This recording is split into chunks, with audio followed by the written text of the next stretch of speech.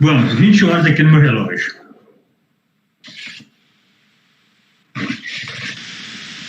Então vamos nesse momento fechar os nossos olhos, elevar os nossos pensamentos, procurar fazer uma conexão com os planos mais altos, os planos divinos, rogando a espiritualidade amiga, rogando ao nosso grande Mestre Jesus, ao nosso Pai e Criador, nossa querida Mãezinha Maria Santíssima, que nos assessore nesses minutos de reflexão, intuindo o nosso irmão para que ele possa transmitir para nós aquilo que ele preparou e que nós estejamos com os sentidos bem aguçados para poder absorver aquilo que é melhor nos couber no momento e pedimos mais, que tenhamos força, bom ânimo e disposição de estarmos vivenciando essas orientações sempre que o momento estiver a nos pedir.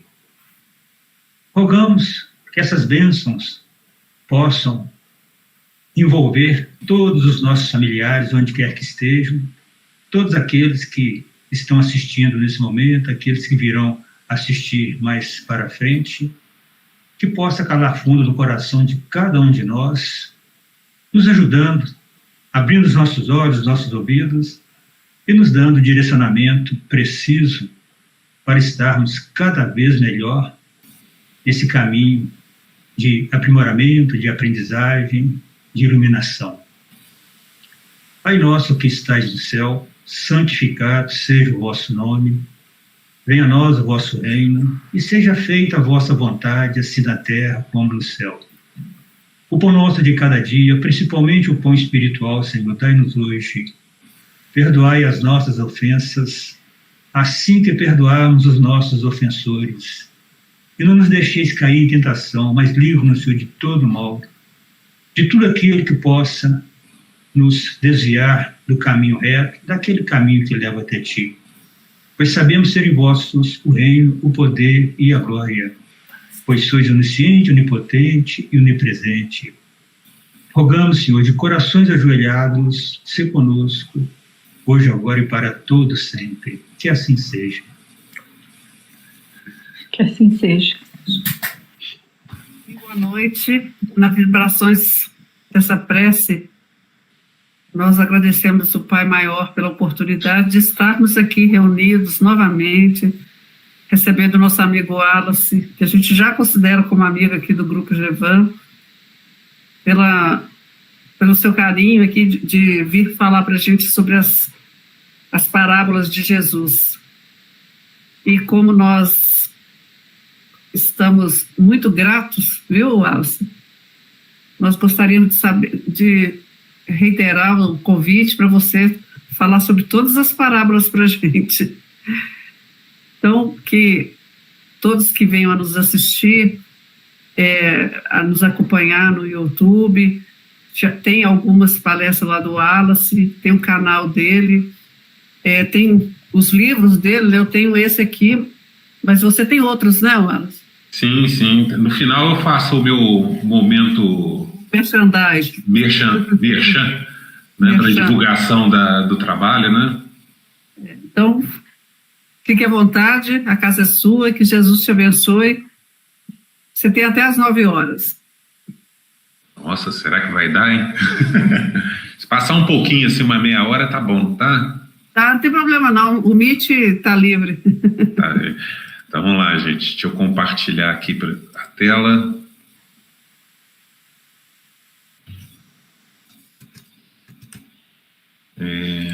Esperar ficar disponível aí. Já está disponível para todo mundo? Está. Tá? Aqui tá ok, Wallace. Aqui tá ok. Né? Então, gente, boa noite. Prazer estar com vocês aqui mais uma vez, né, com os amigos do Grupo Jevan, né, Grupo Espírita do Evangelho, né, em Belo Horizonte. Trazer para vocês, para mais uma reflexão, uma das inúmeras parábolas de Jesus, e eu dessa noite é a parábola do pai de família e do ladrão. É uma parábola, né, pelo que eu percebi, né, confirmei, né, que é pouquíssimo conhecida, né, das pessoas, principalmente no meio espírita, mas ela é uma das, como a gente vai ver, uma das parábolas que Jesus contou ao final do sermão profético. Então, daí a gente já vê que ele vai tratar nessas explicações dessa parábola, né, sobre questões muito importantes. E essa, particularmente, ela fala sobre a necessidade de nós estarmos espiritualmente despertos para compreender o momento da vinda do Cristo, porque ele vai falar sobre este assunto nessa parábola, tá? Então vamos lá, gente. Como toda parábola, né, ela está inserida num contexto. Então vamos aqui conhecer rapidamente qual que é o contexto no qual ela se encontra, né? A gente vê lá que consta nos evangelhos que no ano 31, ou seja, o ano da morte de Jesus, né, o último ano do seu ministério, durante a primavera do mês judaico de Nissan, 2 dias antes da celebração da Páscoa. Por que eu deixei bem claro? Porque isso daqui está tudo contido lá nos evangelhos, né? Jesus havia acabado de sair do templo de Herodes, em Jerusalém, quando então ele, citando antigas profecias, preveu naquela ocasião a sua destruição. E em seguida ele e os seus discípulos foram para o Monte das Oliveiras. Aí lá, né, ele proferiu o seu famoso e enigmático sermão profético. E ao final desse sermão, né, o mestre concluiu todas as suas revelações com algumas parábolas ditas em sequência. Foram 6 parábolas, né, começando pela da figueira. E essa que nós vamos falar hoje é a segunda dessa sequência, tá? Então, em seguida, Jesus falando sobre a impossibilidade de se obter o conhecimento prévio quanto àquele exato momento, ou seja, falando da imprevisibilidade quanto ao conhecimento de quando deverá aparecer aquele mencionado sinal celeste da vinda dele, né, do Filho do Homem, que ele falou lá no seu sermão que seria o simbólico relâmpago, né? Ou seja, quando iria ocorrer esse retorno futuro do Cristo, ele advertiu os seus discípulos dizendo: daquele dia e hora ninguém sabe, nem os anjos do céu, mas unicamente meu Pai. Na exegese cristã, esse dia é aquele conhecido como o dia do Senhor, ou seja, o dia da vinda dele, né? E ele prosseguiu: e assim como nos dias, ou seja, naqueles tempos, né, da época de Noé, assim também será a vinda futura do Filho do Homem. Então aqui é interessante a gente prestar atenção que ele está tentando usar, né, paralelos, né, explicações para demonstrar como, a princípio, né, seria a sua vinda. Então ele já falou, né, assim como aconteceu na época de Moisés, assim também acontecerá quando ele tiver que retornar. E aí, na sequência, sendo bem mais explícito quanto ao importante alerta de que quando enfim chegasse aquele previsto momento futuro do seu retorno, nem todos os homens iriam compreendê-lo perfeitamente, mas percebendo, né, não percebendo que a sua vinda já havia acontecido, olha só, né, pegando muitos, inclusive desprevenidos e de surpresa, olha só o que Jesus disse. Ele falou assim: porquanto, assim como nos dias anteriores ao dilúvio, ou seja, daquela grande tempestade, comiam, bebiam, casavam-se, davam-se em casamento, ou seja, muitos viviam normalmente até o dia, né, o momento em que Noé entrou na arca e não o perceberam, até que veio o dilúvio e os levou a todos, assim será também, né, quando ocorrer a vinda do Filho do Homem, né, do Cristo.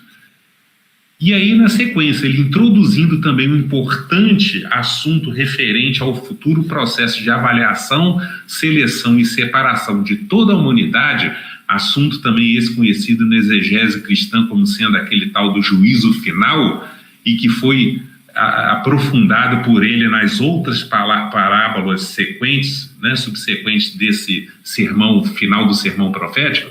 Jesus revelou dizendo: então, estando 2 homens no campo, ou seja, ele falando no mundo, né, usando simbologias, né, campo significa o mundo, será levado um e deixado outro, e estando 2 moendo no moinho, será levado uma e deixada a outra.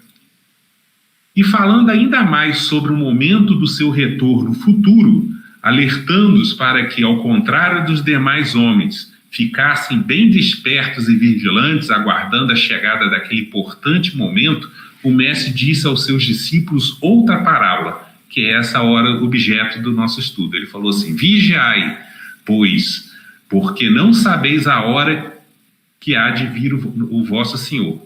Mas considerai isso, e aqui começa a parábola, né? Se o pai de família, que é aquele dono da casa, né, soubesse aqui, né, aqui ou em qual vigília, né, da noite havia de vir o ladrão, vigiaria e não deixaria minar, ou seja, arrombar a sua casa. Por isso estáis vós apercebidos ou preparados também, né? Porque o Filho do Homem há de vir a hora em que não penseis. E aí, diante disso, qual será a interpretação? Né? Então, gente, a gente viu que essa primeira leitura era bem simples. E eu vou trazer para vocês a interpretação dela segundo, né, a técnica hermenêutica, né, de acordo com a Cabalá judaica, né, porque essa é a forma que Jesus ensinou seus discípulos a interpretar todas as parábolas. Naquelas passagens, quando ele explicou a parábola do semeador e do joio e do trigo, ele ensinou essa técnica para os discípulos, né? E lá ele deixa bem claro que praticamente toda a parábola, que eles chamam de machal, apresenta 4 níveis de entendimento. E nós vamos ver aqui quais são eles. O primeiro nível é aquilo que a gente chama de interpretação literal. É aquilo que a gente acabou de fazer. É aquele entendimento que a gente tem do quê? Da primeira leitura, né? E aí, dali, geralmente, a gente costuma tirar aquele chamado sentido moral do ensinamento, que é muito fácil, né? A gente vê que ele está, né, reforçando a questão da gente se manter o quê? Desperto, vigilante, né? Aí a gente vai ver um pouquinho sobre isso. Então, ela é bem simples, esse primeiro nível. O problema é colocá-la em prática, né? Porque praticamente é isso. Todas as parábolas de Jesus, o sentido moral, ele é bem claro. E tinha que ser assim, para que todo mundo entendesse, né? O segundo nível é aquele que a gente faz uma conexão ou concordância de entendimento com outras parábolas ou ensinos. E aí a gente faz o quê? Aquela chamada concordância sistêmica, demonstrando o quê? Que o entendimento de um lado tem que bater com o entendimento de outro, de outras passagens contidas em outros momentos, em outros episódios, tanto do Novo Testamento quanto do Antigo Testamento, né? E ali a gente faz o quê? Como foi falado, essa concordância de entendimentos. O terceiro nível é aquele que a gente faz a identificação e a constatação do verdadeiro sentido das figuras simbólicas e alegóricas utilizadas na parábola. E aí, a partir do momento que a gente identifica quais são e a gente compreende qual que é o verdadeiro sentido, a gente junta os pontos e é como se a gente contasse uma nova história. Essa parábola é bem simples, né? E às vezes a gente já, na primeira leitura, né, a gente costuma estudar, a gente já começa a entender o que é que Jesus estava falando, mas tem outras que são mais complexas, né? Então, o importante é isso. A gente junta os pontos e constrói uma nova história. E o importante também é agora o quarto nível de entendimento. É aquilo que a gente tira o sentido espiritual, ou seja, o espírito da letra. E ali a gente vai tratar dos chamados mistérios, daquelas antigas profecias, né? E principalmente a parte chamada escatológica, que são aquelas questões que tratam do chamado final dos tempos, onde nós estamos hoje, né? Vivenciando esse momento. E aí aqui a gente traz, né, nesse quarto sentido, a gente faz aquele conjugado entre os ensinos contidos na Bíblia com os ensinos contidos na doutrina espírita, né? Então vamos lá, gente. Primeiro nível de interpretação. Vamos refletir rapidamente sobre a parábola A Hora Proposta.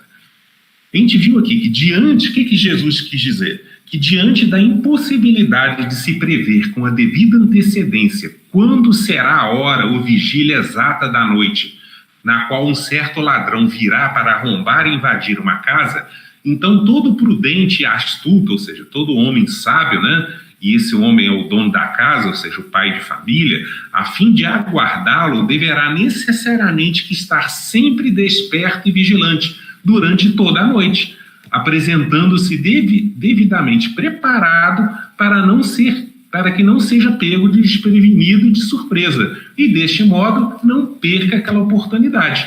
E esse é o sentido que a parábola trouxe, né? Então é importante ressaltar aqui que, de acordo com a cultura judaica, o dia completo, né, segundo o entendimento deles, era composto de uma primeira parte noturna, contendo as chamadas 4 vigílias, que na realidade são conjuntos de horas, né, que ia do que a gente chama hoje, né, 18 horas, indo até as 6 horas do dia em curso, né? 6 horas do dia em curso, né? E de uma segunda parte diurna, né, que ia das 6 horas do dia em curso até as 18 horas do dia seguinte, né? Então, necessariamente nessa hora. Então, é como se fosse hoje. Hoje nós estamos aqui, né? É uma terça-feira, né? Então, nesse horário é como se a gente, na cultura deles, a gente já estivesse na quarta-feira, né? Então, logo, a incerteza quanto à exata hora noturna da vinda daquele ladrão, né, se refere, de fato, a qual seria a vigília da noite. Então, aqui eu trouxe para vocês, né, um quadro para vocês entenderem bem. Então, o dia completo judaico, ele tem essa primeira parte, que é dividida em 4 vigílias, né, que são conjuntos de horas, e a gente viu aqui que, de acordo com a hora que nós consideramos, ela vai das 18 horas até as 5 horas do dia seguinte, né?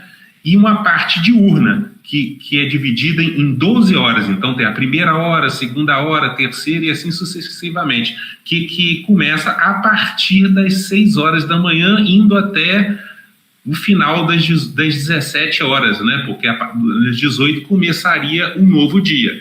Então, mais à frente a gente vai ver por que é importante a gente entender isso. Então, gente, o sentido moral, segundo a tradição cristã, né, desse precioso ensino de Jesus demonstra basicamente o quê? Né? Que ninguém sabe, e isso é o que geralmente é falado por aí, né? Que ninguém sabe o exato momento do retorno do Cristo, bem como da consequente chegada do profético, né, dia do Senhor, quando então irá se iniciar o tal juízo final, né, sobre toda a humanidade. Por isso que a gente fica com medo, né? Que os verdadeiros discípulos do Cristo, para não serem surpreendidos, deverão estar preparados o tempo todo, mantendo-se sempre espiritualmente despertos e vigilantes, aguardando de forma prudente, ou seja, compreendendo seus ensinos prestados e cumprindo a vontade de Deus, né? Que no futuro, por ocasião da chegada do inesperado momento do retorno do Cristo, com o início do juízo final de Deus, haverá uma separação, ou seja, uma triagem definitiva entre os homens, né? Que são aqueles assuntos tratados em algumas outras parábolas, particularmente do joio e do trigo, né? Da rede de pesca, dos bodes e das ovelhas, né?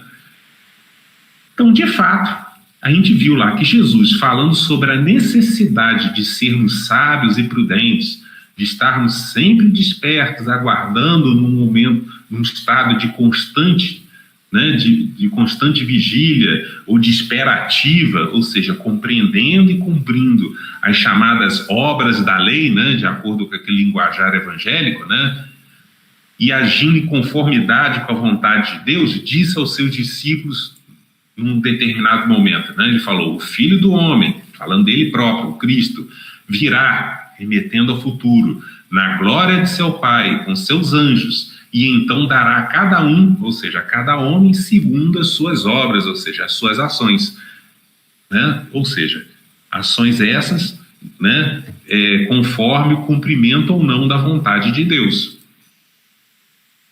Kardec, no Evangelho segundo o Espiritismo, falando sobre essa questão de nós estarmos espiritualmente despertos, né, Olha só o que o espírito de Lacordaire, né, numa mensagem de 1863, ao final do seu alerta sobre a necessidade do exercício da virtude e da humildade, olha só o que ele, ao final, concluiu dizendo. Ele colocou assim: despertai, ou seja, falando para nós, né, que nós estejamos acordados, vigilantes e preparados. Aquilo que Jesus falou na parábola, né? Meus irmãos, meus amigos, que a voz dos espíritos ecoe nos vossos corações. Ou seja, lembrando que a figura do coração, de acordo com a cultura judaica, representa, né, o órgão, é como se fosse o equivalente ao nosso cérebro, né? O nosso juízo ou consciência. Sede generosos, ou seja, benevolentes e caridosos, sem ostentação, isto é, fazei o bem com humildade. E sobre essa chamada moral do Cristo, Kardec disse, né, toda a moral de Jesus se resume na caridade e na humildade, isto é, nas duas virtudes contrárias ao egoísmo e o orgulho, falando sobre aquela palavrinha ágape, né, em grego, que trata daquele amor fraternal direcionados a todos, né, sem qualquer tipo de distinção, né, isso que é o que chegou para a gente traduzido como caridade. E ele continua: em todos os seus ensinos, ele aponta essas duas virtudes como sendo as que conduzem à eterna felicidade, ou seja, ao chamado reino dos céus. Humildade e caridade, eis o que não cessa de recomendar, e o que dá a ele próprio o exemplo. Orgulho e egoísmo, eis o que não cansa de combater. E não se limita a recomendar a caridade, põe-na claramente em termos explícitos como sendo a condição absoluta dessa felicidade futura. Né? Então, gente, a gente viu aqui que isso que a gente ouviu aqui no Evangelho segundo o Espiritismo já é sabido de todos, né? É aquilo que a gente cansa, que essa questão moral cansa de estudar, a gente sabe, né? E não é só os espíritas, não, né? Todo mundo sabe que a gente tem que ser compassivo, misericordioso, amar o próximo como a si mesmo, todas aquelas coisas que são faladas já há muito tempo, né? Mas é aquilo, o difícil é pôr em prática. A hora de vivenciar esses ensinamentos, aí que a questão fica complicada, né? Que nós complicamos, né? Então, essa questão de a gente estar em constante estado de vigília, de espera, cumprindo as obras da lei, ou seja, exercitando isso, por quê? Porque a ideia que Jesus quis colocar, ninguém sabe quando é que vai se dar o momento, porque quando ele chegar, vai ser o momento do chamado, né, segundo o entendimento, o final dos tempos. E aí? Né? Ele vai dar a cada um segundo as suas obras. Daí a importância, né? Então, gente, vamos agora iniciar, né, em conjunto o entendimento do segundo e terceiro nível sobre essa parábola. E a gente viu lá que ela trata da identificação das figuras e os seus significados. E ao final, depois que a gente entender essas figuras e seus significados, a gente vai como que construir uma nova historinha, né, dentro dessa parábola. A parábola é essa que vocês estão vendo, as figuras seriam essas. Então a gente vai entender. São bem simples, né? Quem é esse pai de família, né? Quem é esse tal ladrão que viria, né? Então, e que ideia é essa da vigília, da noite, né? O que ele quis dizer com isso? Então vamos entender isso tudo, né? A figura do pai de família. Então, de acordo com as explicações dadas pelo próprio Jesus, né, na parábola, né, no contexto da parábola, a gente viu que a simbologia da figura do pai de família, que é aquele senhor ou dono da casa, né, representa nessa parábola os seus próprios discípulos, ou seja, os seus seguidores, pois o mestre lhes disse: por isso estáis vós, falando para os discípulos, apercebidos, ou seja, preparados também, ou seja, assim como um vigilante pai de família, porque o Filho do Homem há de vir a hora, ou seja, durante a vigília da noite, em que não penseis ou ignoreis. É isso que ele colocou lá no contexto. Então, o que ele quis dizer? Que que a figura do pai de família, que representa o dono da casa, seriam o quê? Os seus servos, né? Que representam os seus próprios discípulos, que na realidade, né, trazendo para os dias de hoje, seriam todos os homens, ou seja, todos aqueles que se dizem seus seguidores, né?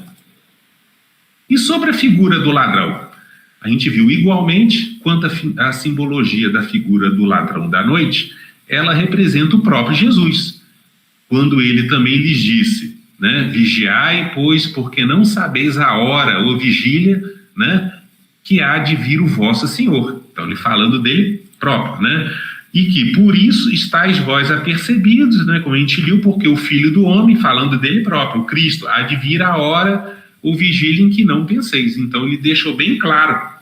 Ou seja, esses entendimentos são bem simples, que a figura do ladrão representa, que é aquele senhor, né, representa o próprio Filho do Homem, que é o Jesus, ou, né, de acordo com a percepção dos judeus, é o próprio Messias, ou Cristo, né? Para confirmar todo esse entendimento de que a figura do ladrão representa o próprio Cristo em cumprimento da sua promessa de retorno, consta, por exemplo, numa das cartas do apóstolo Pedro às igrejas cristãs primitivas, um precioso esclarecimento dado àqueles cristãos que, por não terem entendido com perfeição todas as explicações de Jesus, debochavam da sua demora em retornar. Ou seja, Jesus já tinha morrido e eles ouviram, eu vou voltar. E o tempo foi passando e nada dele voltar. Aí Pedro teve que escrever uma carta para as igrejas dizendo assim, né, como resposta a essa pergunta, né, onde está a promessa da sua vinda?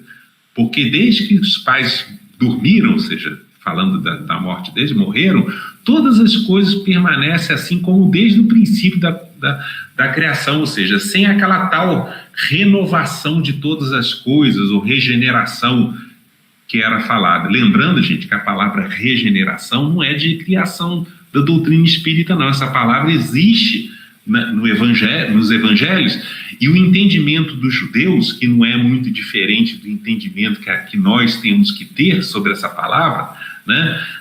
Eles entendiam que a regeneração ela trata da renovação deste mundo e a renovação da humanidade. E eles aguardavam isso para aquele momento, lá naquela época, porque eles achavam que o tal final dos tempos iria acontecer lá naquele momento. Aí olha que interessante o que o Pedro falou. Então Pedro, na sequência, citando os salmos do rei Davi, né, alertou eles quanto àquela correta interpretação da promessa de retorno no terceiro dia, ou seja, no chamado dia do Senhor, né, que seria o dia da vinda do Cristo, dizendo, amados, não ignoreis uma coisa, ou seja, prestem atenção, que um dia para o Senhor, ou seja, para o Cristo, é assim como 1000 anos, e 1000 anos assim como o dia. O que ele está querendo dizer? Não entendam que aquele dia é um dia de 24 horas, aquele é um dia simbólico, né? Na realidade, aqui ele remete a uma simbologia que a gente vai ver lá, que é o tal do princípio temporal dia-milênio, né? E aí, na sequência, ele falou, o Senhor não retarda sua promessa de retorno, ainda que alguns achem que ela esteja demorando, mas ele é longâmino, né? Ou seja, generoso, não querendo que alguns se percam, porque se ele voltar rápido, quem é que vai ter condições de assimilar a doutrina dele e pôr em prática? Passou 2000 anos, a gente ainda não assimilou, ainda não põe em prática. Se ele viesse rápido, né? Por quê? Porque ele queria que todos viessem o quê? A se arrepender, ou seja, a promover esse processo de mudança de pensamento, de conduta moral ao longo dos tempos, né? Então, o que ele quis dizer? Que um dia, que esse dia do Senhor, né, é um dia profético, e que ele equivale a cerca de 1000 anos literais, ou seja, comuns, né? Ao final, Pedro, exortando a todos para uma constante vigilância, enfim, para que se mantivessem fiéis no cumprimento da vontade de Deus, devidamente despertos e preparados, concluiu dizendo sobre esse simbólico dia do retorno do Cristo, dizendo, mas o dia do Senhor virá assim como o ladrão da noite, ou seja, ele remeteu justamente a essa parábola que Jesus falou no final do sermão. Ou seja, que o Cristo iria retornar assim como também age um ladrão. Ou seja, aparecerá numa forma inesperada, imperceptível e ignorada por muitos, enfim, sem alardes. Ou seja, naquela época era assim, né? O ladrão vinha à noite. Hoje, vem a qualquer hora do dia, de qualquer jeito, né? Mas tudo bem, naquela época o ladrão vinha, né? Uma simbólica, o que ele está querendo colocar? Ele vem numa simbólica noite, de uma forma inesperada, imperceptível, de tal forma que quando ele viesse, né, as pessoas não iriam perceber. Logo, ele retornará numa hora, ou seja, numa simbólica vigília da noite, em que não estivessem esperando por ele, surpreendendo a todos os invigilantes. Ou seja, o que ele está querendo dizer? Apenas aqueles fiéis seguidores que guardam os seus ensinamentos, que estão, né, vigilantes, é que iriam compreender. O restante não ia ser pego de surpresa, né? Jesus, por exemplo, durante o sermão do cenáculo, olha só que interessante, né? Conversando com seus discípulos sobre a promessa do posterior envio daquele outro consolador, né, o Paráclitos, em grego, né, que a gente entende ser a doutrina espírita, bem como falando sobre a forma como se daria a sua vinda, olha só o que ele disse para os seus discípulos. Naquele dia, falando do dia do Senhor, que a gente viu que de acordo com aquelas explicações de Pedro se remetem ao que a gente vai ver o último milênio futuro, conhecereis que estou em comunhão com meu Pai, ou seja, com Deus e vós em mim e eu em vós, ou seja, que todos estariam numa comunhão, né, conjunta, né? Cristo, seus fiéis seguidores e Deus. Aquele que tem os meus mandamentos e os guarda, ou seja, aquele que estiver simbolicamente desperto e vigilante, que demonstrou ter compreendido e cumprindo, né, a sua vontade, este é o que me ama, e aquele que me ama será amado de meu Pai, e eu o amarei, e me manifestarei a ele. Lembrando, gente, que essa palavra que foi traduzida para a gente como manifestarei a ele, é aquela mesma que Jesus deixou claro lá no final do sermão profético, né, quando ele fala que ele iria vir em glória, e lá em grego essa palavra está lá, kabod, né, atrelada à ideia do doxa, né, que é o glória, demonstrando que ele já estava falando que ele ia se manifestar a sua presença espiritual, né, aquilo que o Marco Paulo fala do Shekinah, né. Contudo, o seu apóstolo, compreendendo que a sua manifestação gloriosa não seria visível a todos, mas apenas aos seus fiéis e vigilantes seguidores, lhe perguntou. E olha só, até hoje ainda tem pessoas, a gente respeita, né, o entendimento das outras crenças, mas até hoje tem gente que acha que a vinda dele vai ser assim, sobre as nuvens do céu, né, visivelmente para todos, né, e aqui, ó, ele deixando bem claro nesse sermão do cenáculo, que a coisa não é dessa forma, tanto que o apóstolo perguntou para ele, olha só, Senhor, de onde vem que te hás de manifestar, ou seja, manifestar espiritualmente a nós, ou seja, apenas aos seus fiéis seguidores, aqueles escolhidos, né, e não ao mundo, ou seja, e não a todos os homens, né? E o mestre lhe respondeu, se alguém me ama, guardará minha palavra. O que ele está querendo dizer? Só aqueles que compreenderem e guardam é que vão entender o que ele está querendo dizer, e compreender que quando ele voltou, né, quando ele veio, foi aquele momento. E meu Pai o amará e viveremos, quem? Deus, Cristo, os anjos e eles, todos em comunhão para ele, e faremos nele morada, né? É aquela ideia da presença do Senhor na Shekinah, na Sukkah, que o Marco Paulo explicou para vocês, né? Porque a Sukkah é o tabernáculo, mas não é o tabernáculo físico, né? É aquela manifestação espiritual, né, na consciência dos vigilantes, né? Quem não me ama não guarda as minhas palavras, ou seja, não estará simbolicamente desperto e vigilante. Ora, a palavra que ouvistes não é minha, mas do Pai que me enviou. Falando sobre essa manifestação espiritual, olha só o que Kardec entendeu naquela época, né, e ele deixou registrado no livro A Gênese, confirmando, né, o entendimento dele de que o Cristo iria se manifestar em espírito no futuro, e não segundo a crença que a gente vê das outras religiões, que ele iria vir, né, fisicamente sobre as nuvens do céu, visto a todos, né? Ele falou assim: Jesus anuncia o seu segundo advento, mas não diz que voltará à terra com um corpo carnal, nem que personificará o Consolador, que ele entendeu que o Consolador significa uma doutrina, né? Apresenta-se como tendo de vir em espírito, na glória, ou seja, espírito de seu Pai, que é a verdade, né? Espírito, verdade. A julgar o mérito e o demérito e dar a cada um segundo as suas obras quando os tempos forem chegados. Então, no livro do Apocalipse de João, né, o evangelista, consta, por exemplo, o relato de que o Espírito do Cristo, profetizando sobre a época futura do seu retorno, que a gente viu lá, né, que é aquela da manifestação da sua presença espiritual, num momento de simbólico derramamento da 7ª taça, disse: eis que venho como ladrão. Bem-aventurado, ou seja, feliz, aquele homem que vigia, ou seja, que estiver espiritualmente desperto. Ou seja, no Apocalipse, Jesus lembrando dessa parábola que nós estamos estudando, né? E guarda, ou seja, que se prepara, estando capacitado com as suas roupas ou vestes, né? Aí a gente já vê aqui quantas parábolas que ele fala dessa questão das roupas, né? Daquela do festim de bodas, né? Para que não ande nu. O que ele está querendo dizer? Sem as suas virtudes espirituais conquistadas.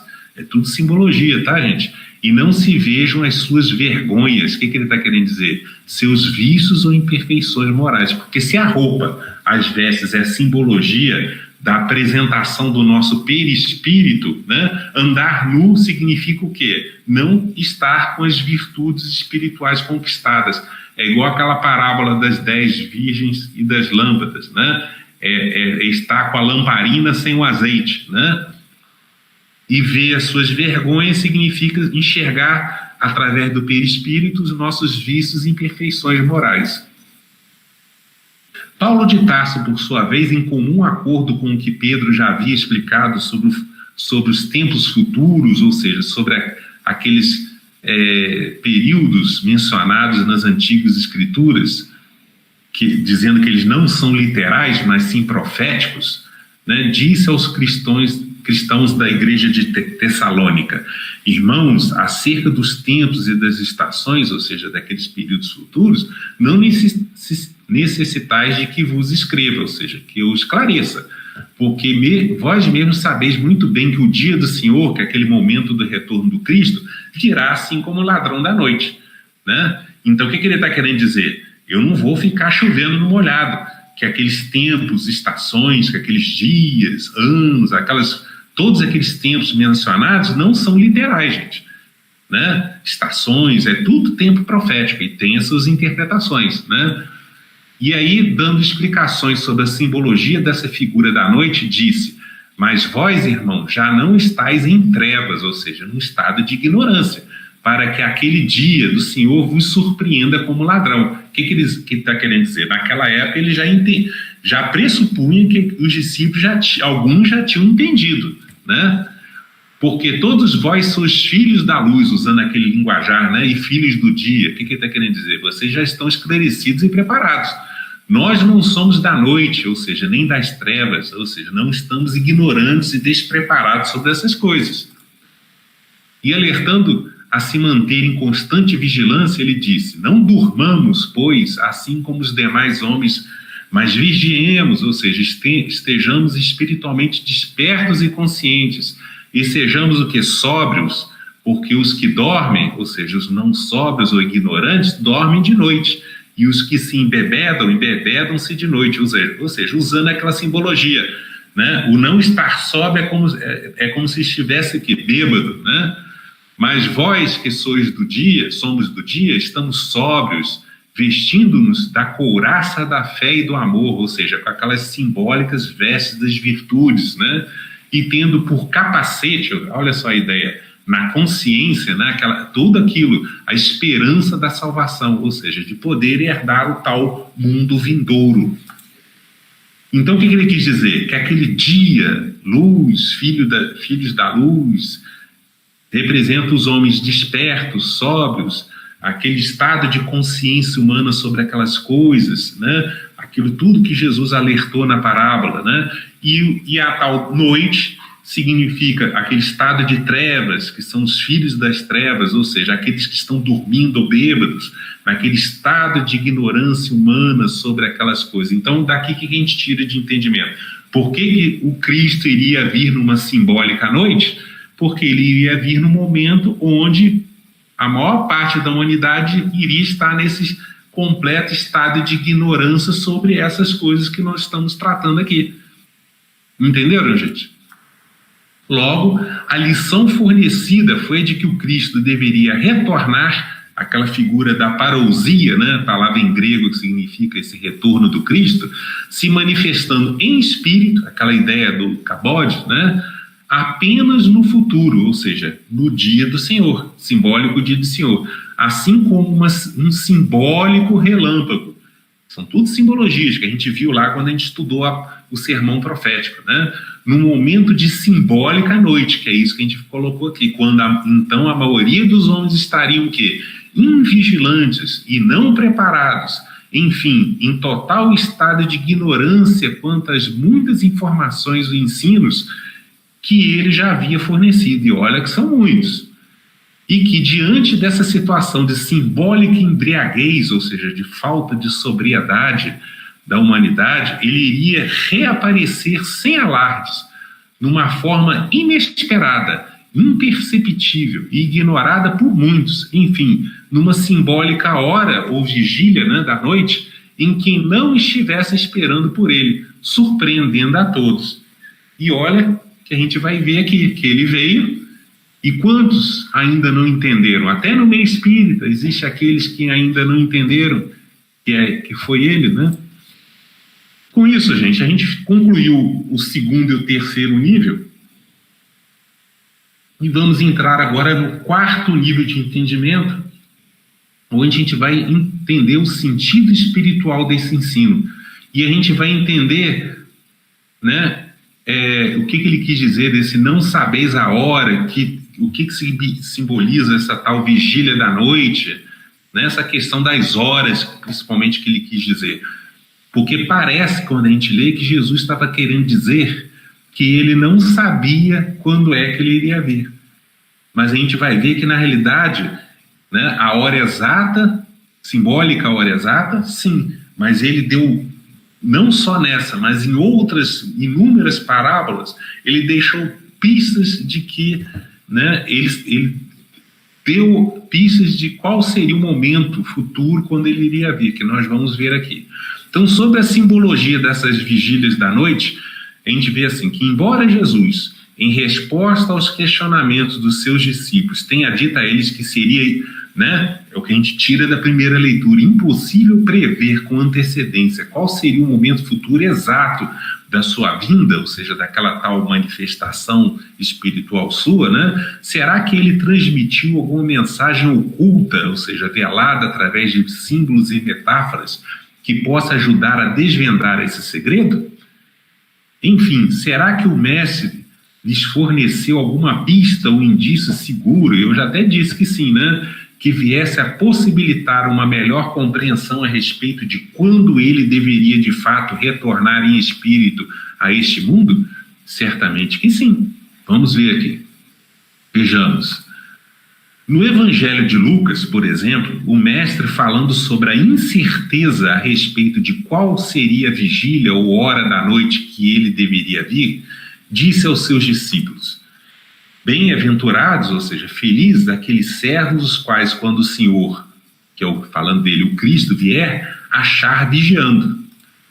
Em verdade vos digo que o Senhor se cingirá. O que ele está querendo dizer? Cingir é aquele negócio, né? É se preparar, né? Eles usavam um camisolão e um cinto amarrado na altura do lombo, né? Então, cingir os lombos significa estar preparados, né?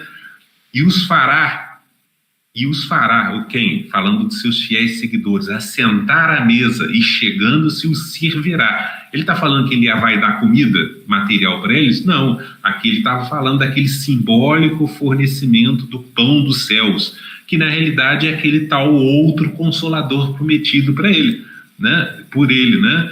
E aí ele colocou, e se, né, vier na segunda vigília? E se vier na terceira vigília e os achar assim, o quê? Despertos, né? Bem-aventurados sois tais servos, ou seja, vocês, seguidores fiéis. Olha que interessante. Então, o que ele quis dizer? Ele quis dizer que aquele simbólico ladrão, que é ele, né, o próprio Cristo, deveria vir se manifestando neste mundo aos seus servos, ou seja, aos seus fiéis seguidores, aqueles que guardaram os seus ensinamentos, né? Que prestaram atenção, que compreenderam, em algum momento futuro compreendido entre a segunda e terceira vigília da noite. Então, o que você está querendo dizer com isso, Wallace? Vamos continuar. Vimos antes que cada uma dessas mencionadas vigílias noturnas representam, na verdade, conjuntos de horas. E que, de acordo com a cultura judaica daquela época, o dia completo é composto de uma parte, primeira parte noturna, não foi que a gente viu, de 12 horas, e de uma segunda parte diurna, também de 12 horas, né? Nesta ordem. Primeiro tem a parte, o dia começa com a parte noturna, com a noite, e depois a parte diurna. Porém, é importante compreendermos que o dia de hoje, por exemplo, aquilo que a gente falou, né, começou de fato a partir das 18 horas do dia de ontem, né? Então a gente tem que entender que existe como se fosse o quê? Uma espécie de recuo no tempo, e que somente terá o seu fim quando chegar às 18 horas do dia de hoje, né? Quando então se inicia um novo dia. O que eu estou querendo dizer para vocês? É esse exemplo aqui, ó, desse quadro. A gente vê aqui que o dia de hoje, segundo o nosso entendimento, ele começa a 0 hora ou 24 horas, né, do dia anterior, né? E termina às 0 hora ou 24ª hora do dia. Mas na cultura judaica existe esse recuo no tempo. O dia de hoje ele começa a partir das 18, do que a gente chama 18 horas do dia de ontem. Então ele tem essa primeira parte noturna e depois ele tem uma parte diurna que se encerra às 18 horas do dia corrente. Deu para entender, gente? Então a gente tem que entender que existe esse recuo, né? A parte noturna, por sua vez, era composta, como a gente viu naquela época, né, de 4 vigílias, ou seja, de 4 conjuntos de horas. Então, se são 12 horas, são cerca de 3 horas cada uma, né? Então, o dia completo era composto de uma parte noturna, contendo as suas 4 vigílias, e de uma segunda parte diurna, que a gente viu aqui, né? O dia completo tinha essa parte noturna, com essas 4 vigílias aqui, e a parte diurna, né? E ele deixou bem claro, né, como Cristo revelou que iria retornar entre a segunda e terceira vigílias da noite, não foi o que ele disse, né, da noite, logo a sua vinda estava prevista para acontecer, de fato, por volta do que a gente chama hoje de meia-noite. E é justamente naquela mesma hora, o vigília é mencionada por ele em outra parábola, que também faz parte dessas 6 que compõem o pacotão, né, de parábolas pós-sermão profético, que é a parábola das 10 virgens e das lâmpadas. Quando então o Cristo falou lá que ouviu-se o tal clamor da meia-noite anunciando a sua chegada. Então o que ele quis dizer? Entre a segunda e a terceira vigília seria nessa tal meia-noite aqui. Ele quis dizer que ele iria vir neste momento. Mas o que você está querendo dizer com isso, Wallace? Vamos lá. Contudo, segundo uma interpretação das muitas outras existentes por aí, mas a gente vai pegar uma interpretação baseada nos ensinos da Cabalá judaica. O que é a Cabalá judaica, gente? É aquele estudo, né, das antigas escrituras que os rabinos transmitiam, geralmente de forma oral, e depois ela foi escrita, e uma delas compõe o chamado Talmud, né, sobre aquele ensino mais aprofundado, né, das mensagens contidas na chamada Torá e os profetas, aquilo que chamam de Tanakh. né? Então, lá eles tratam disso também. Então, a gente viu que esses mencionados períodos de tempo, dias e horas, não são literais, mas sim proféticos. A gente percebe em algumas passagens. Paulo de Tarso já tinha compreendido isso. Não foi aquilo que Pedro falou, né, para os cristãos lá das igrejas: o dia não é de 24 horas, né? Então, por exemplo, nos Salmos consta um princípio de interpretação profética que, conforme vimos, foi aquele utilizado pelo apóstolo Pedro, que a gente viu lá antes, para tentar explicar quando Cristo iria retornar. O que está dizendo lá nesse livro dos Salmos? Ele tem lá uma extensa narrativa e, num certo ponto, ele coloca assim: porque 1000 anos são os teus olhos, assim como o dia de ontem que passou e como a vigília da noite. O que ele está querendo dizer aqui? Que nessa passagem existem 2 princípios. Ele está querendo dizer que 1000 anos literais equivale a um dia profético, é o chamado princípio temporal dia-milênio. Existe também, ele está querendo dizer que 1000 anos equivale a uma vigília profética. O que ele está querendo dizer aqui? É o princípio temporal vigília-milênio. Não entendi nada, Wallace. Vamos mostrar aqui para vocês. Então, logo, quando Jesus, por exemplo, disse repetidas vezes aos seus discípulos que ele deveria ser morto, mas queria ressuscitar no terceiro dia, né? Eu não estou querendo dizer que ele não ressuscitou no terceiro dia, literalmente, naquela época, não, porque aquilo foi o quê? Um ensaio profético, né?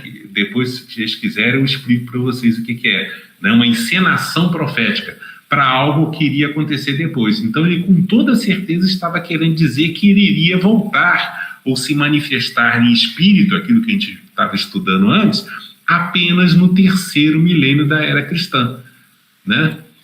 Porque um dia é igual a 1000 anos. Então, assim como em vários outros exemplos práticos existentes nas antigas escrituras, ou seja, não é só nesse, existem vários outros passagens que tratam disso, de acordo com a cultura daquele povo, a sua chamada ressurreição ou aparição espiritual ocorrida naquela época, foi aquilo que eu falei em Israel, no terceiro dia após a sua crucificação e morte, teria sido, na verdade, um ato simbólico, público, uma espécie de encenação, um ensaio profético para o que deveria, de fato, ocorrer com ele apenas no futuro. Ou seja, eu antecipei, mas aqui eu disse para vocês o que representa. Então, desse modo, quando Jesus disse naquela outra parábola, ou seja, né, remetendo àquela das 10 virgens das lâmpadas, que ele chegaria à meia-noite, então ele quis dizer, de fato, né, que segundo aquele princípio de interpretação que a gente viu lá, o Espírito do Cristo iria vir em algum momento futuro entre os finais do segundo milênio e os anos, né, iniciais do terceiro milênio. Ou seja, a gente está vendo que vigília na realidade significa, né, conjuntos de horas, então a gente já começa a perceber, então as horas representam anos. Então ele está querendo dizer que ele iria voltar nos anos finais da segunda vigília e nos anos iniciais da terceira vigília. Por quê? Por causa disso aqui, ó. A gente não viu que cada vigília representa um milênio, de acordo com aquele princípio vigília-milênio? Então, cada conjunto de horas desse aqui, contido em cada vigília, representa o quê? Conjuntos de anos. Como ele iria vir, né, por volta da meia-noite, então seriam os anos finais da segunda vigília, que corresponde ao segundo milênio, e entre os anos iniciais, né, da terceira vigília, que representa o terceiro milênio. Ficou claro, gente? Mas em qual momento, ou seja, em qual ano, ou seja, simbolicamente em qual hora? Né? Mas quando, né, terminou esse segundo e iniciou-se o terceiro milênio? Qual seria o ano do retorno do Cristo a esse mundo? Ele já aconteceu ou não no tempo? O que vocês acham? Esta é a grande incerteza teológica cristã existente atualmente sobre quando, né, seria esse exato momento do retorno espiritual. Tanto, não só cristã, gente, porque os judeus também estão esperando a vinda do Mashiach, né, por esse momento agora. Né? Os cristãos estão esperando, né? Mas o problema é esse. Sobre as nuvens do céu, literalmente, no seu corpo, né? E estão esperando. E nós, espíritos? Ou seja, sobre qual seria o milênio, ou seja, o simbólico dia do Senhor e o ano, ou seja, aquela simbólica hora exatos da sua vinda, né?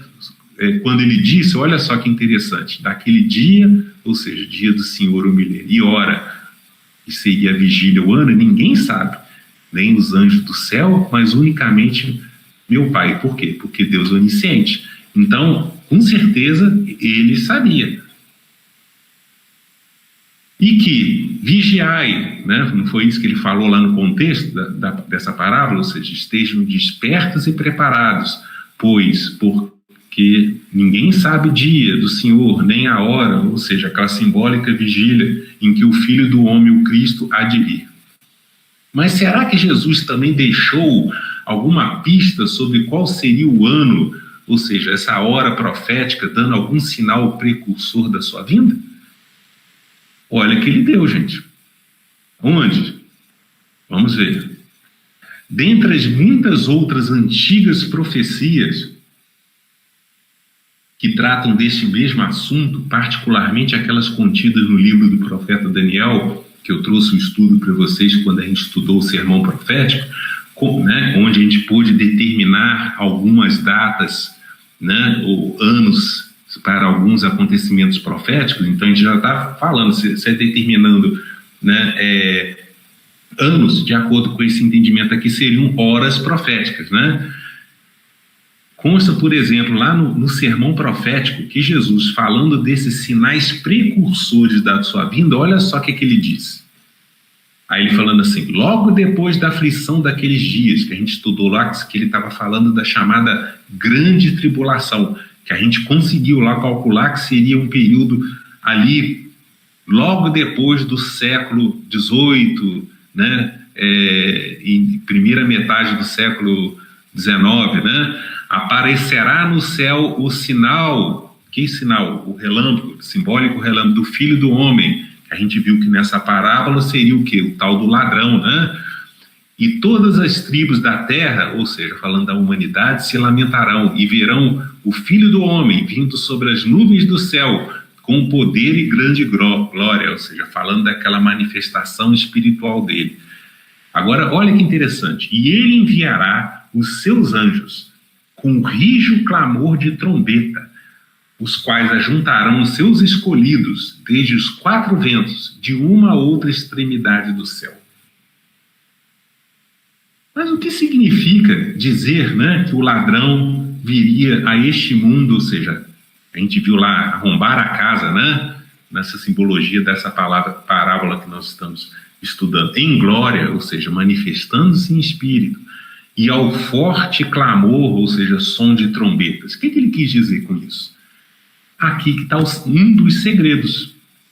Significa que o Cristo iria cumprir, por assim dizer, o antigo cronograma profético traçado nas festividades judaicas, vindo novamente a este mundo, que eles chamavam de Olam Hazé, né? Num momento futuro simbolicamente equivalente ao do surgimento da tal lua nova no céu, num momento de simbólico sábado à noite, quando então começa o 7º mês, que a gente viu lá, que quando ele proferiu, eles estavam no mês de Nissan, né? E aqui ele está falando que o seu retorno ocorreria no 7º mês, o Tishrei, justamente no momento da comemoração de uma das importantes festas deles, que é chamada Festa das Trombetas, né? Que eles chamam lá também de Rosh Hashanah. Festa essa que tem o seu início anunciado pelo toque retumbante do chamado shofar, que é a trombeta. O que você está querendo dizer com isso, Wallace? Ele está querendo dizer que quando ele vier, né, quando o Filho do Homem, que é o Cristo, ele vier, iria acontecer o quê? Essa simbólica festa das trombetas, e ela anunciada com o toque do shofar. Guardem isso. Então, estudando o momento histórico, que é aquela segunda metade do século XIX, referente à vinda ao mundo, tanto do outro Consolador, que a gente entende ser o Espiritismo prometido por Jesus, e ele cumpriu também um dos cronogramas daquelas festividades judaicas, porque ele veio num período de simbólica festa de Pentecostes, que é uma festa que antecede essa outra da vinda do Cristo, que é da festa das trombetas. E também falando sobre a manifestação do Espírito de verdade, que veio depois, que é o mentor espiritual de Kardec. Compreende-se que tudo, na verdade, já se cumpriu de forma perfeita e surpreendente, por volta ali do ano de 1850, pois essa era a vontade de Deus prevista em inúmeras profecias. O que eu estou querendo dizer para vocês? Que eu acredito que o Espírito, de verdade foi realmente a própria manifestação do Espírito do Cristo, que ele veio justamente no momento profético, não só dessa que eu trouxe para vocês, mas muitos outros demonstrando que realmente é isso. Tá? Então, o Espírito do Cristo já veio, mas muitos não perceberam. E, novamente, cumpriu-se mais essa profecia. Ele veio como um ladrão, arrombou a casa, e as pessoas, muitos, inclusive alguns espíritos, não perceberam isso até hoje. E para demonstrar, gente, que não sou eu que estou inventando isso, vocês acharam assim, o Wallace está trazendo as coisas e está inventando isso tudo. Olha só que o próprio Espírito da Verdade, na Revista Espírita de 1864, quando houve o lançamento do livro Evangelho segundo o Espiritismo, então esse Espírito de Verdade, o mentor de Kardec, olha só o que ele disse numa mensagem para Kardec. Ele coloca assim: há 18 séculos, por ordem de meu Pai, ou Deus, vim trazer. Aí aqui ele começa a remeter aquela simbologia da parábola do semeador e do joio e do trigo. Olha só, vim trazer o quê? Aquela simbólica semente da palavra de Deus aos homens de boa vontade. Essa palavra foi esquecida pela maioria dos homens, ou seja, falando daquilo que a gente chama de apostasia, que é aquele desvio do real entendimento da sua doutrina, E a incredulidade, o materialismo vieram abafar o bom grão. O que ele está falando? Aquela simbólica boa semente do trigo que eu tinha depositado, ou seja, semeado em vossa terra, ou seja, no simbólico campo trigal. Aí ele coloca, hoje o quê? Ele está falando naquela época, segunda metade do século XIX, por ordem do Eterno, os bons espíritos, seus mensageiros, ou seja, seus anjos, vêm a todos os pontos do globo fazer ouvir a trombeta retumbante. Olha só, Espírito de Verdade falando de trombeta retumbante. O que ele está querendo dizer com isso, gente? Ele está querendo dizer que aquele momento ele está anunciando o momento da chegada daquele simbólico Rosh Hashanah, que é a tal festa das trombetas descrita lá nas antigas escrituras de acordo com a cultura judaica, que anuncia justamente o quê? O início do terceiro milênio. Escutai suas vozes, ou seja, aquelas simbólicas trombetas e trovões, são destinados a vos mostrar o caminho, ou seja, a doutrina que conduz aos pés do Pai Celestial. Sede dóceis aos seus ensinos, os tempos preditos são chegados. Novamente, ele está falando, chegou, o momento é agora, segunda metade do século XIX. Todas as profecias serão cumpridas, ou seja, não é só aquela do envio do Consolador, não, gente, são todas, porque existem várias profecias que tratam de alguns outros assuntos, que todas elas convergem para aquele momento especialíssimo da história da humanidade, que foi a segunda metade do século XIX. Ali cumpriu-se todas as profecias. Qual? A vinda do Cristo, a vinda do outro Consolador, a chamada ressurreição dos mortos, o início, a chegada do final dos tempos, o início do juízo, chamado tal do juízo final, dentre outros. No Evangelho segundo o Espiritismo, lá no prefácio, o Espírito de Verdade também anunciando a chegada desse profetizado momento, olha só o que ele diz, repetindo de novo, e a gente vai ver aqui que ele vai correlacionar com o sermão profético. Espírito, diz que os espíritos, que são os anjos do Senhor, que são as virtudes ou santas potências do céu, ou seja, assim como um simbólico exército celeste, que são aqueles espíritos cooperadores e executores da vontade de Deus, que se movimentam ao receber as ordens do seu comando, espalham-se por toda a superfície da Terra e, semelhante a estrelas cadentes, ou seja, remetendo àquela simbologia das simbólicas estrelas que iriam cair do céu, que está escrito lá no Sermão Profético, vem iluminar os caminhos, ou seja, trazer novamente a luz da sua doutrina e abrir os olhos aos espiritualmente cegos. O que está querendo dizer? Justamente aos invigilantes. Em seguida ele acrescentou: eu vos digo em verdade, são chegados os tempos. Então a gente viu todos aqueles, principalmente o quê? O do fim do ciclo, ou o final dos tempos, né? Na linguagem espírita, o início, né, da regeneração, em que todas as coisas são de ser restabelecidas no seu verdadeiro sentido. Como a gente viu lá no estudo do Sermão Profético, purificando aquele simbólico santuário que representa o juízo ou consciência humana, que foi antes profanado, né, aquele reino que representado pela Roma, né, papal, para dissipar as trevas, ou seja, trazer a luz reveladora da verdade, confundir os orgulhosos que estão confusos, muitos confusos até hoje, e glorificar os justos. As grandes vozes dos céus, que são aqueles simbólicos trovões, né, o símbolo das manifestações dos espíritos superiores, que são aqueles fiéis colaboradores, ressoam como som de trombetas, novamente, trazendo a ideia de que, marcando, chegou o momento, né, anunciando aquele jubileu libertador de consciências. E aí a gente consegue entender que, de acordo com o entendimento cabalístico judaico, né, sobre esse chamado final dos tempos, né, existe esse quadro da semana milenar de anos, né, que os judeus montam de acordo com o calendário da semana de dias, né? Eles têm essa simbologia da chamada semana milenar, né? Lembrando aquilo, um dia equivale a 1000 anos, né?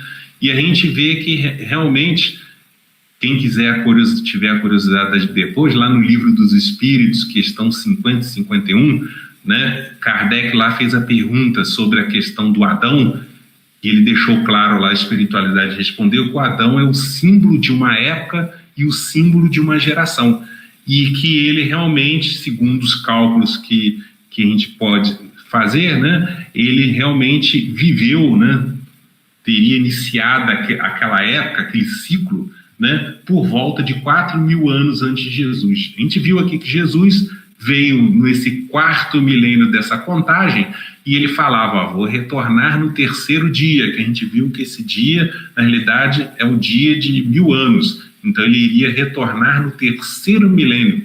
Então a gente viu aqui que nessa passagem entre o 6º milênio para o início do 7º milênio, veio o Consolador e também veio o Messias.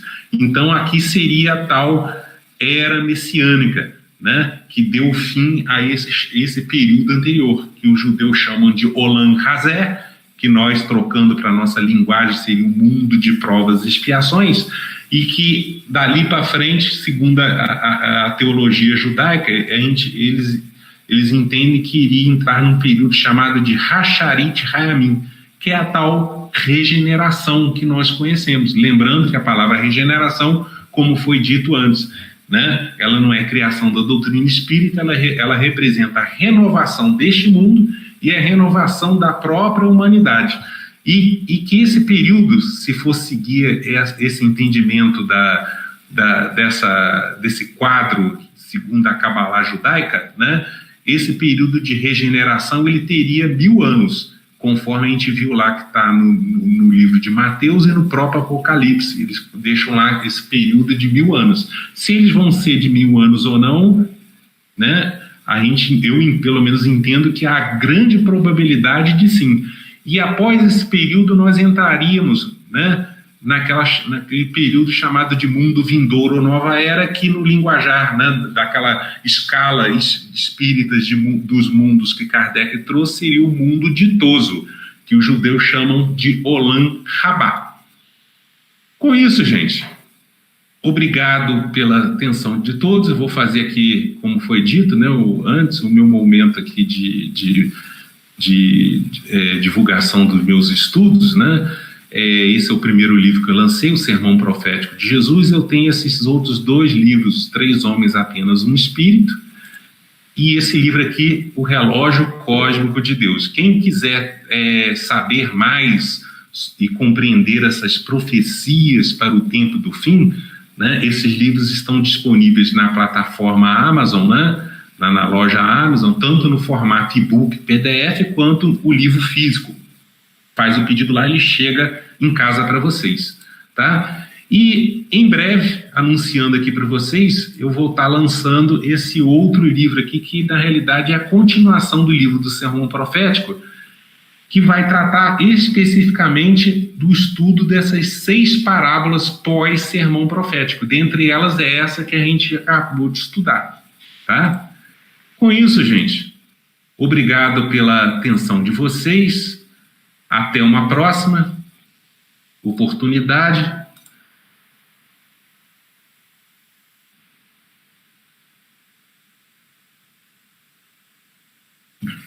O Wallace. Passou um pouquinho. Agora é que eu vi o horário. Não, eu ouviria novamente, viu?